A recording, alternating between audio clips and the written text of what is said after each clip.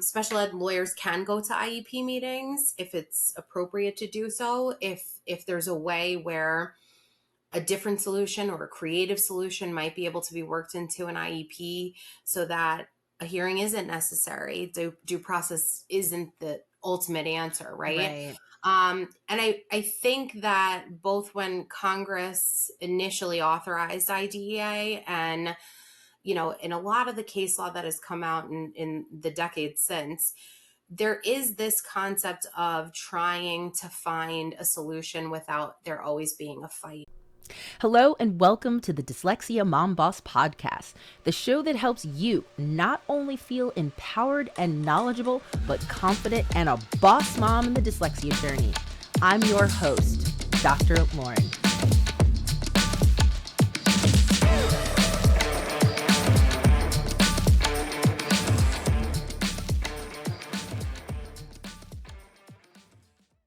Welcome back to the Dyslexia Mom Boss podcast. So for you out there who are listening, you're used to hearing my voice, but I will tell you that I encourage you to pop on to my Dyslexia Mom Boss podcast YouTube channel because you get to see my gesticulations and you get to see my guest and how we're engaging in conversations. So I'm very excited because this is our first vodcast on the channel. So before we kick off today's conversation, I just wanted to let everyone know that if you are new, welcome. I'm Dr. Lauren. My guest today is Maria, and she is a special ed lawyer, and we're going to get to know her a little bit better.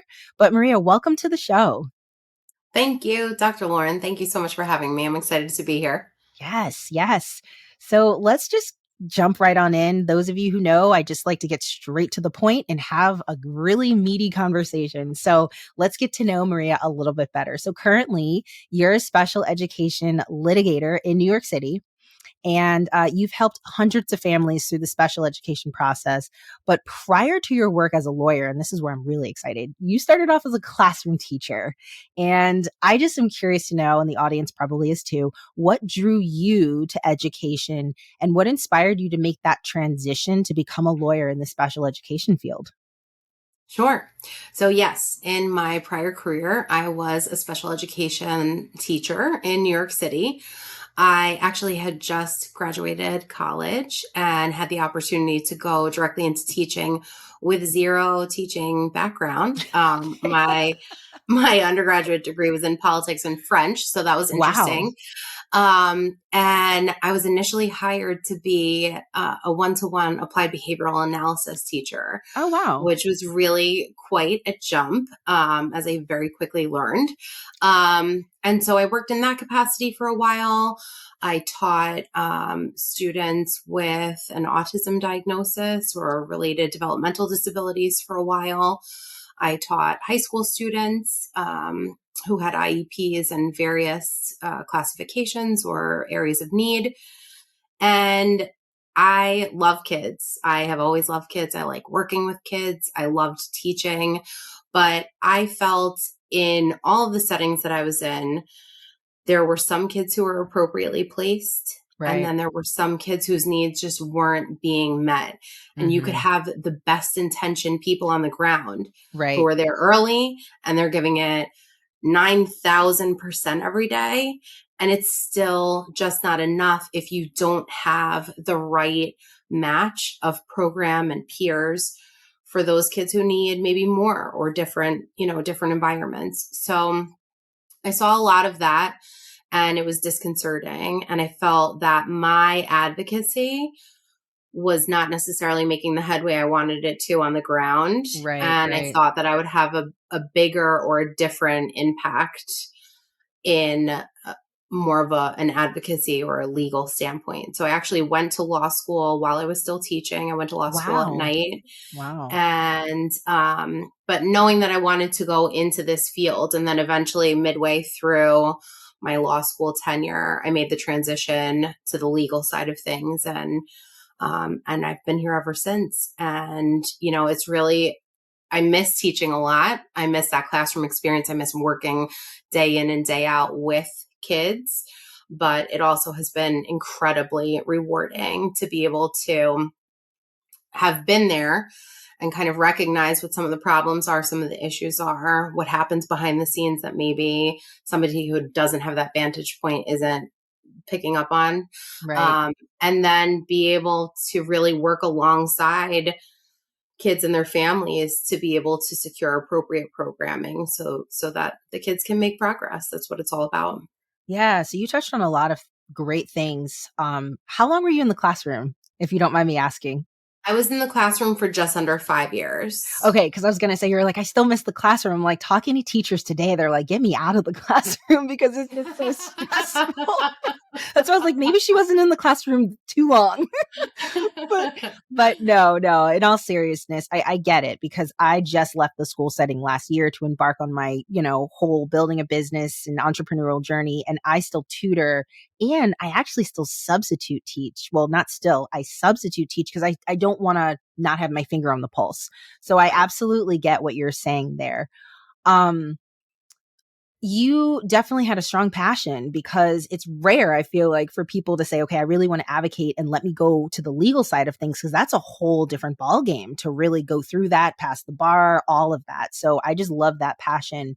And I think that advocacy really is a different beast. And I think that I've myself have been at the IEP table and have seen families that just don't know what to do. And I just think it's interesting to kind of come from that advocacy approach. But for me, it's more of the teacher at the table or the parent who's seeing the parent struggling at the table, advocating, if you will. But I don't have the advocacy skills like you do in that legal sense. So, I don't know. I'm just processing your journey. I think that that's really, it's very unique. I like that. So can you tell us a little bit more? Some folks may not know what a special education lawyer does. They hear the term and I think many parents from my experience, it's kind of a scary thing. Like, they're going to bring their special ed lawyer to the table. Like, it's always like due process, all of that. So Right, can right. you tell us what a special education lawyer does, like yourself, because I know you cover a lot of different areas, and why would someone hire someone like yourself? Right. So it's funny that you note the chilling effect that special education lawyers have. It's so true. So once you tell somebody you're coming to the IEP meeting, it's like you're Game going over. into battle. Yeah. And it doesn't need to be that way, and it shouldn't be that way because special education law really is so much more than just due process. Every firm works differently, every attorney works differently, but special education lawyers can get involved really at any phase of the process. Okay. And essentially, what having a special education lawyer on your team does is provides a family with the background, with the law, with guidance, with Mm, counsel in terms of issues that may come up or problems that they're having in terms of ways to brainstorm them, what your options are. So many right. parents come to us, and some parents do come to us and say, I need to go to due process. But many parents come to us and they just don't know. They don't Right. know what's available to them. You, as a human in anything, you don't know what you don't know. Yeah. And especially when you have younger kids or you have kids who have a recent onset of concerns, right? Mm-hmm. So we see a lot of kids come to us in middle school, the end of elementary school. Things have been going great. Kindergarten was wonderful. First grade was fine. Second grade, third grade, it starts getting more Right. Then challenging. And mm-hmm. so, every kid is different, and I'm not generalizing, but if you're that parent where kindergarten was wonderful and first grade Right. was fine, and now you're in fourth grade thinking, well, what are we supposed to do now? A special education lawyer can support that family and give them options and give them tools and give them skills to be able to take back to that IEP table, to be able to advocate for their child, to find resources that are available. Some school districts are great with doing evaluations and really trying to assess all areas of need. Some aren't. And Right. so, guiding them through the evaluation process, if classification is an issue, if getting an IEP in the first instance is an issue. I spoke with a potential client yesterday. They didn't even have an IEP. They didn't even know what that process entailed. Wow. Okay. So kind of guiding them through those preliminary stages. Special ed lawyers can go to IEP meetings if it's appropriate to do so. If there's a way where a different solution or a creative solution might be able to be worked into an IEP so that a hearing isn't necessary. Due process isn't the ultimate answer, right? Right. And I think that both when Congress initially authorized IDEA and, in a lot of the case law that has come out in the decades since, there is this concept of trying to find a solution without there always being a fight. So, Hmm. to your earlier point, you think of an attorney, you think of, you're going to be Jack McCoy on Law and Order, walking up the steps and, Yes. putting on the fight. And it shouldn't really be that way unless it has to be that way. Right. But of course, for some families, it is unfortunately that way. Hmm. And a special education lawyer would then, in those circumstances, support a family through understanding what their due process rights are, what the process itself entails, what relief could be requested from the school district based on what the record says, what the evaluations say, what the child's needs are, and then work with that family to try to achieve an objective that's appropriate for their child. So, have you, in the context of dyslexia, let's say, because I know New York State is, or the city really, aren't they mandating screeners in public school? Or has that started yet? Or is that a slow process? And the reason I ask is because I know I'm in Maryland, and I know when I left public school, saying dyslexia and putting it on the IEP was a newer thing. And I later learned, talking to the head of Decoding Dyslexia in Maryland, she told me, and I didn't know, that that actually varied by county. So certain counties, legally, they could put dyslexia, but they weren't doing it. And I'm assuming it's because teachers weren't trained, they didn't have the right interventions, the right programs, so on and so forth. But I guess my question for you, knowing that you practice in New York, um, what does that look like in terms of, if, first of all, can dyslexia be on the IEP? And if it is, and you're not seeing that, how does that impact your services with the family? I don't know. That question was really convoluted, but I was just trying to think. No, yeah, I totally get what you're saying. So it definitely has come up recently from more of like a political standpoint. Right. It's something that definitely is more so on the radar than, let's say, 10, 20 years ago, for Right. sure. Right. But part of my part of the issue with New York City, and it's not any one individual's fault, but you're just dealing with this massive school district. Yeah. It's a Yeah. school district that's educating over 1 million kids a year. Yeah. And so, like with any kind of rollout, it's definitely not as fast as it should be. It's definitely Hmm. not happening in real time with, let's say, evidence-based practices or things of that nature. But then it's a trickle-down effect. And so Hmm. what may be happening at the top, what may be on someone's agenda might not actually be rolling out the way in which it should be and at the volume that it needs to be. Right. I have clients who have dyslexia, and it appears, I've seen it on IEPs, but it's not necessarily this child has dyslexia and therefore these interventions or services or approaches or methodologies are what's necessary. It's more of a recapitulation of perhaps a private evaluation where the outside third party evaluator has Right. has made certain statements, and then that's essentially copied and pasted into the IEP.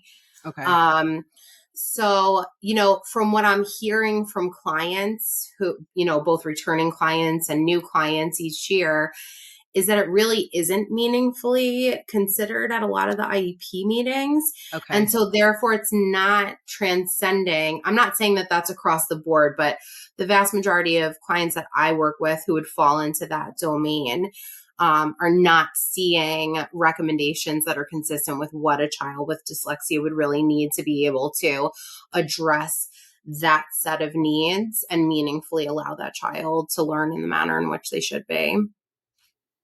Yeah, no, I just find it fascinating talking to parents, neuropsychologists, you yourself as a lawyer. It's just so disturbing how this has been going on for decades. And it's like you said, 10 years ago, 15, 20 years ago, like this just really wasn't a discussion. And, that's what I always say. Like, that's why this podcast and other podcasts like this exist, because we need to keep talking about this so people can understand that this really is a systemic issue, and I personally believe it starts at the university college level, because our teachers, as you well know, like we just weren't trained. We weren't trained to Right. know.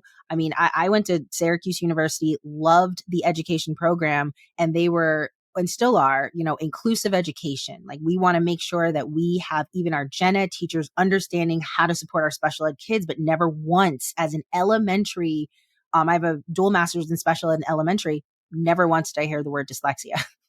Yeah. And I'm like, wait a second, like, how am I in a reading methods class? And I still think back Right. now, and I'm like, I remember I had to do a thesis for the end of the master's program, a capstone, and I had to actually have 10 pages about reading and how I would introduce reading to my elementary school kids. And I had to talk about what the setting would look like and the books and the comfy area, but nothing in there in retrospect was about Mm. phonics or phonemic awareness or deletion and all of these things that we know are so important to understand how to teach kids how to read. Right.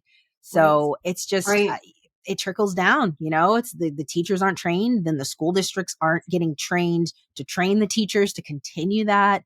And it's a nightmare. It Right. really Right. is a Yeah. nightmare.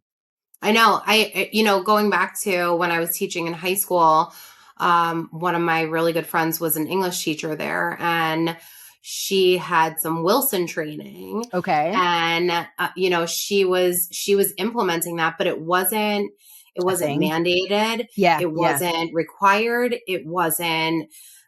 She got that training, because she lucked out to be one of the lucky people who was sent to the training, and then she Right. kind of was really into it and felt like there were so many students, despite the fact that they were in high school, would really benefit from that. Wilson. Yeah. That approach. Exactly. That Hmm. very, earlier level, perhaps phonemic awareness, that foundation was not as strong, perhaps, as it should have been for some of those kids. And so she wound up using it with them. And there were students who were so receptive to it. Yeah. It was almost like the skies opened up. They could see Yeah. the sunshine and they were like, finally But somebody's going to give exactly. me the tools that I need to be where I need to be, Yeah. because I've been struggling for years and years and years here. Yeah. But again, she was one of the lucky ones, and our administrator at that time was able to make that happen. But if you look at the next school next to us, was that happening? I'm not sure it No. was. Right. Right. Yeah. Yeah. And I know that's a whole conversation within itself, but it's good to hear that you had that experience as a teacher and now you see the other side of that legally. And so I'm sure you really pull a lot from your own classroom experiences to be like, okay, I can understand why this is happening, but let's Right. correct this. Right. Right. So, given your experiences, you've shared with me in previous discussions that families who are in need of hearing from an expert like you would really benefit from understanding. So there were two things that you had said. So one was IEP meeting tips and strategies, which I'd love to hear about that from your vantage point.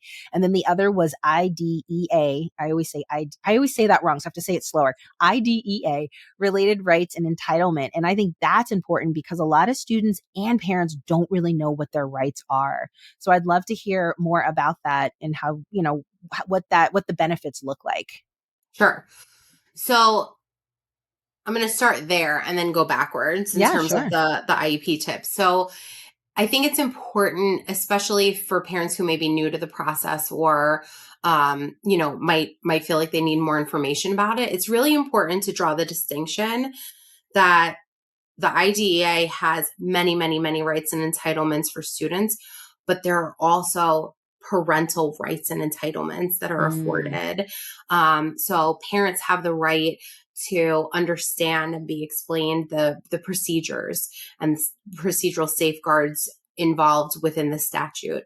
They have the right to have confidential conversations and have confidentiality in what's being discussed about their child. mm, They have the right to review their child's records. They have the right to participate in all meetings related to identification, evaluation, mm, placement of a child. Um, they have the right, and this is one of the most important rights, they are a meaningful person at that table. They are just as important, if not more important, perhaps, than the Right. other people at the table, right? Children may present one way in one environment and they may present in an entirely different way in another environment. And that parent is such a benefit to the IEP team because Hmm. they're the person that's closest with the child and has been with their child for as long as they have, to be able to Right. give that background, the history, what things look like, where the concerns are. So that's so important from an advocacy standpoint for Hmm. parents to really know, understand, and own Hmm. their role and their right at the table. So wait, before you continue, I do want to Sure. ask a question about that because Yeah. do you feel if parents knew that up front, they wouldn't be as scared? Like, I mean, there's so many parents that are like, I'm sweating at the table and I got my, I feel like there are two types of parents. So the parents that are like obviously anxious and really emotional. They've got their notes and their guns blazing and, they're ready for it, but it's still really intimidating. And then there are the parents who are totally intimidated, totally timid, don't participate, almost like frozen at the table. And I'm wondering if they knew all of this, I mean, obviously it's your child, so it's emotional. Sure. Would they really feel that they have a seat at the table? I mean, I don't know. What do you Yeah, think? it's such a good question. I think part of the issue is that you're a parent. Your Yeah. kid is either in crisis or Mhm. is approaching a point where you feel like they may be in crisis, right? Or something's not right, in the context of this question that you're asking. Like that's Right. likely the scenario. And so as a parent, you're going to your school district saying, hey, I'm a parent. I fill in the blank as to what my career is, even if you're in the special education field, but most aren't. Right. Mhm. And so you're looking at this IEP team, you're holding them up on a pedestal thinking, Yeah. these are the experts. These are the people that are going to help me. They're going to guide me. They're going to tell me what's available. They're going to walk me through this. And I'm not knocking school districts. There's some school districts that do this beautifully, and they really do provide every explanation, and they're supporting parents, and they're very transparent and fair. But not every school district is like that. Not every IEP team is like that. So I think it's this weird space sometimes for parents, because you're going into this meeting, you're thinking it's going to be this extremely collaborative, transparent Right. meeting to discuss Right. your child, your baby, Yeah, right? exactly. Exactly. And then you might walk into a meeting with 10 people sitting around the table, some of whom you've never met before, Exactly. some of whom Yes. are saying, well, this is what we're doing, and this is what we're doing, and this is what we're recommending. No, that's off the table. And that has a huge Exactly. chilling impact. And some parents do feel like, well, this is the way it is. If they don't know another parent in their school Right. district that's gone through the process, that could tell them about the players, that could tell them what to expect, if they're just not used to that, you can walk into a meeting and feel really blindsided, Yeah. thinking that this is going to be this really nice discussion like Dr. Lauren and Maria are Right, having right, right right. now, and Exactly. it's No. not, you know? Exactly. Yes. Yes. So I think that that's a part of it. And Mhm. then I think there also comes, I've also seen, throughout my career, there are instances where parents do go in and they're optimistic, but they're cautiously optimistic, and they do Right. feel encouraged to take that seat at the table. And then it doesn't go the way they planned, or they're met with a tremendous resistance. And there Mhm. does come a point in time where it's meeting after meeting after meeting, and you're saying the same things, and nothing's changing. The Right. recommendations aren't changing. Nobody's throwing in an alternate creative option to try to address the problem. Right. So it can be discouraging. I'm not, Mhm. I'd like to think it's not, but it can be. Um, so I do see a number of parents who definitely know that they have the seat at the table and take it. Okay. But for Mhm. parents that are new to the process, like educate, and I could go through more of that when we talk about, preparing for an IEP meeting or tips related to an IEP meeting, but that's a part of it. Like really Yeah. trying to get a good sense beforehand of what you're about to walk into, particularly if it's your first meeting, and preparing yourself not only on the facts, on what your kid needs, on what's not working, what do the report cards say, what does the evaluation or assessment results say, but also like, how am I going to emotionally respond to this as a parent sitting at the table? What am I going to say? What Yeah. are my talking points? Where is my leverage? So I think that's part of it. Yeah. And so, and I, this is obviously this could be a really, really a more in-depth conversation, but I like to keep things, bite-sized and chunked.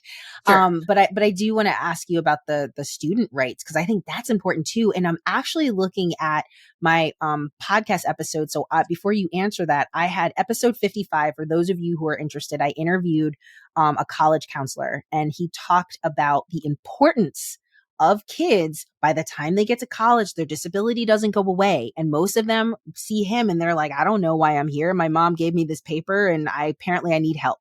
And he talks about the importance of getting kids to advocate for themselves way before they get to college. So I'm sure, you'll talk about some rights that kids can come to their IEP meetings too. Well, I don't know. I Sure. don't know if you're going to say Sure. that, Yep. but Definitely. So, the fundamental right is the right to a free, appropriate public education. Your school yes. district has to provide that to you. You need to be given a program that is going to allow you to make meaningful educational benefit. And there's recent Supreme Court case law, the Andrew F. decision, that talks about it's not just de minimis progress. It can't just be, we're going to give you this much and that's enough. Right. It has Right. to be meaningful. It has to be something real. It has to have teeth to it. Kids have the right to be evaluated in all areas of suspected disability. So, sometimes you see kids and they have a diagnosis, and let's say it is a dyslexia diagnosis, and that's the critical issue. That's the forefront issue. But maybe there are Right. other things that are at play that haven't been properly Mm-hmm. evaluated that may be contributing to anxiety around schoolwork and anxiety around learning, or Mm-hmm. other things that might be impacting their educational experience that need to potentially be Mm-hmm. addressed as well. Students have the Mm-hmm. right to have an IEP with a program recommendation and the related services, supports, accommodations, modifications that are needed to support them in that class, in that program, in order to make progress. You hit on inclusion earlier.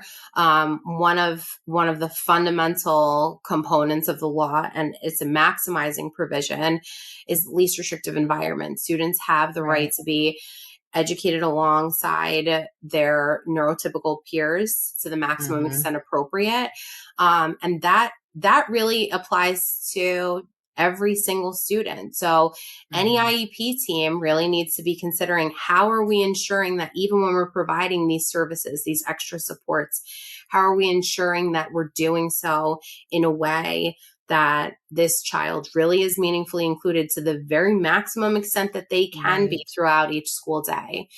Mm-hmm. And, to your earlier point with respect to kids going to college and, not knowing why I'm here or what I'm doing, students do have the right to participate in IEP meetings. They have the right to have a seat at the table when it's appropriate to do so. I know clients who, you know, encourage their children to participate. I know clients who initially have some hesitation with respect to Right. what that's going to look like. And every family is different. They need to It's make that different. decision. Mm-hmm. But to the extent that it is appropriate, it is important to get that buy-in.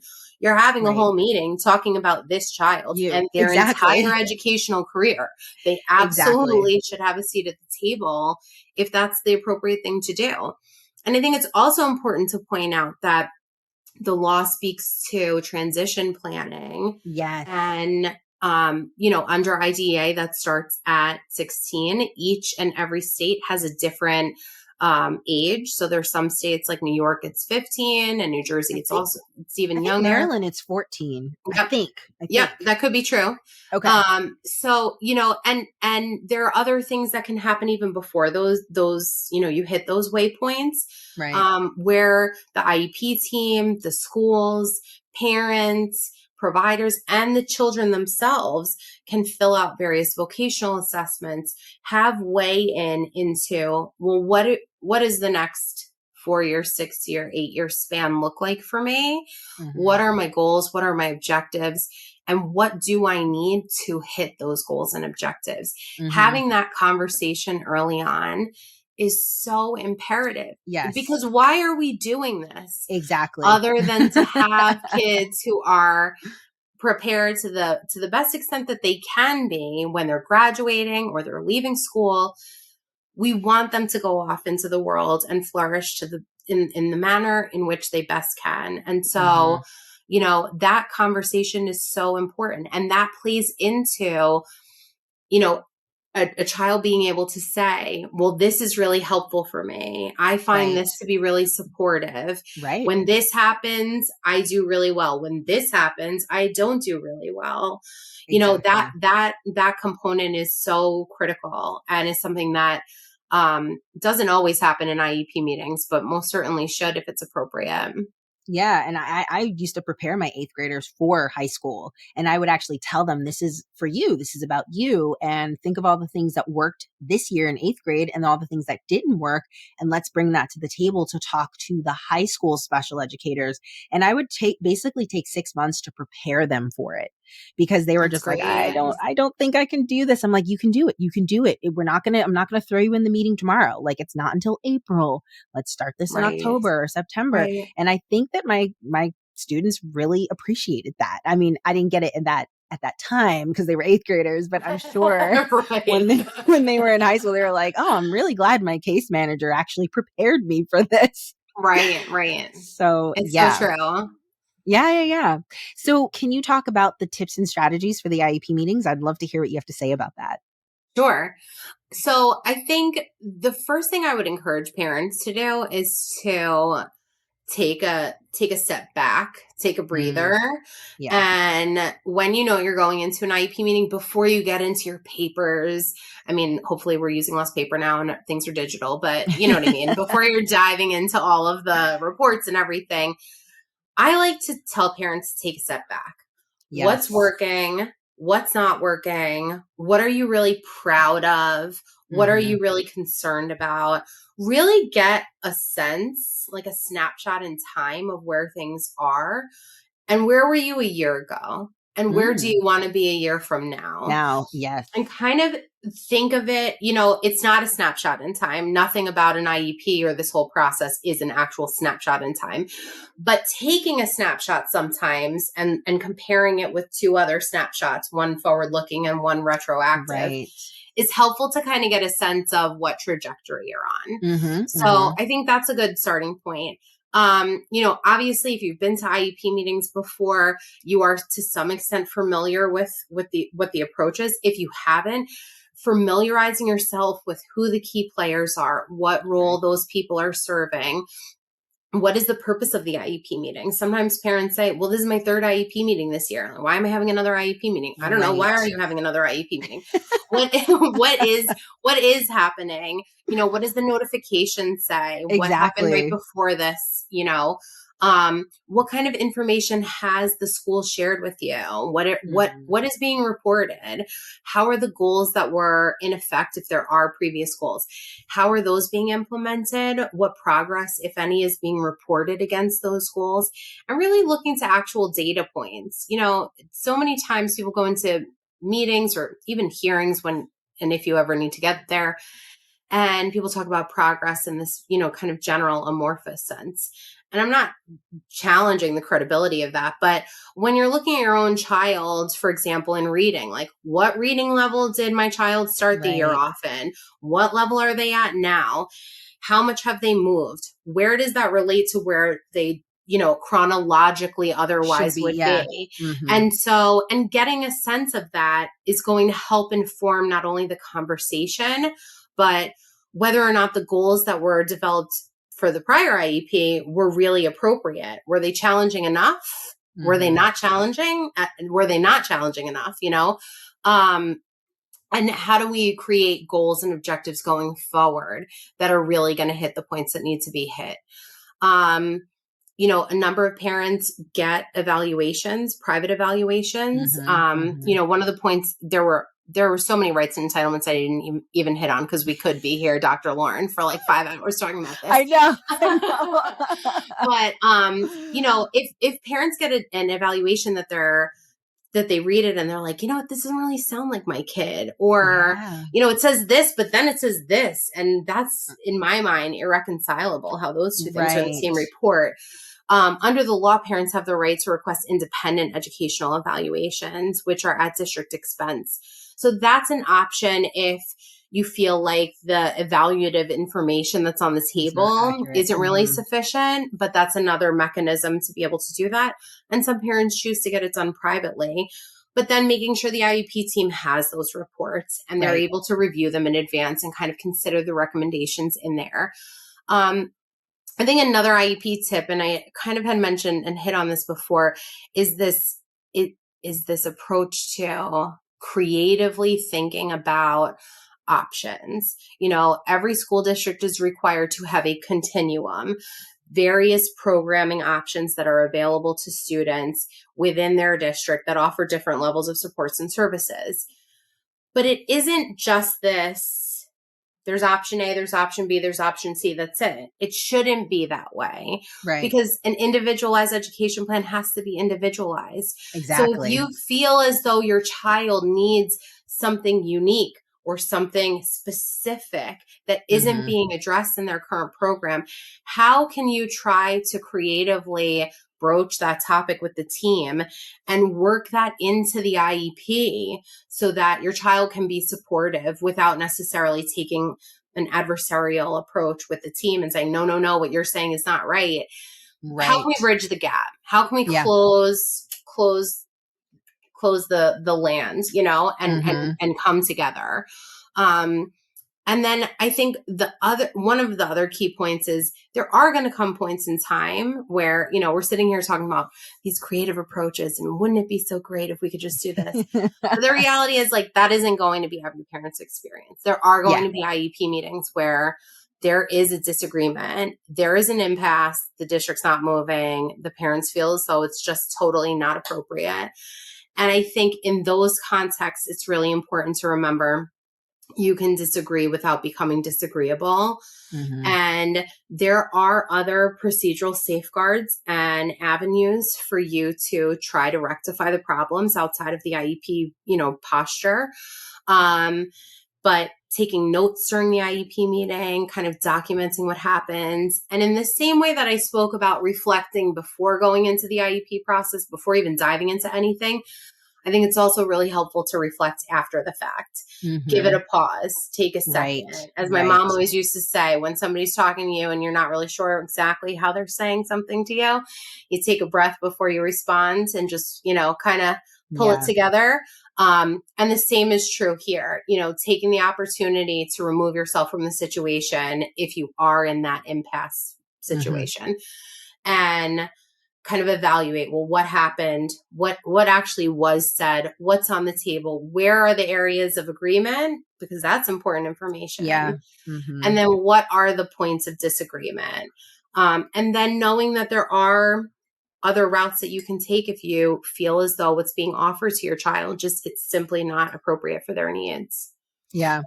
Yeah. I think you touched on so many things, and parents who are listening might be like, oh man, okay, good. I'm doing all the right things. And some might be like, I didn't even know that this is what I could do or what, is really available to me. So I've loved hearing your perspective as a lawyer, really, sharing that, because these are things that I actually did some episodes like way early on about preparing for IEP meetings, but it was more of that emotional sense of going in, right, like regulating ourselves, our emotions, Mm-hmm. understanding like you might really not like this teacher because maybe they're not, following the IEP. Maybe they're not really understanding your child or making those connections. And obviously, as a parent, that gets you really riled up, and you might come into a meeting guns blazing, being adversarial. And I've seen Sure. that before too.